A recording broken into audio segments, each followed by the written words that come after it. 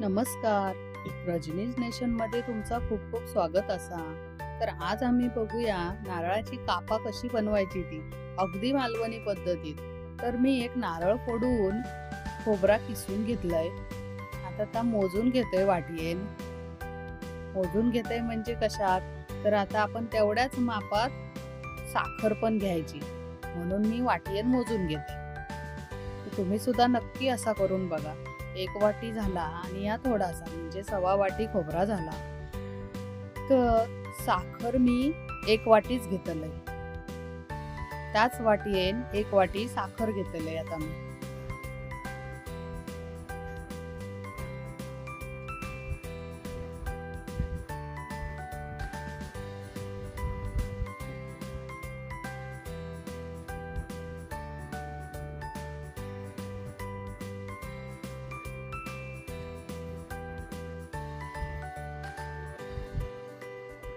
आता ह्या जो खोबरा जाडसर म्हणून मी आता काय करतलंय, ते का मिक्सरच्या भांड्यात घेऊन पाणी न घालता वाटून घेतलंय, म्हणजे बारीक करून घेतलंय. आता ह्या खोबरा बारीक करून घेतलेला असा, तर मी पातेला ठेवलंय या तापत. त्याच्यात मगाची 1 वाटी जी साखर मोजून घेतलेली ती टाकून घेतलंय आणि अर्धी वाटी त्याच वाटीन अर्धी वाटी पाणी घेतलंय त्याच्यात टाकून. आता आपण त्याचो पाक करून घेऊया. वेलची पावडर टाकले थोडीशी.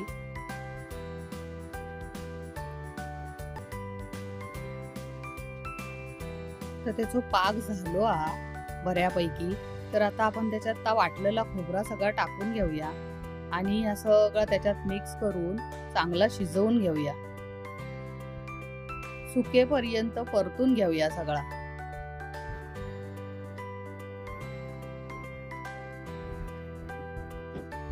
आता या सुकला सगळा, तर मी एका पोळपटाक तेल लावून घेतलंय. तर आता या पटकन आपण त्याच्यावर काढून घेऊया आणि थापून घेऊया आणि त्याच्या वड्या पाडूया, म्हणजेच नारळाची कापा काढूया.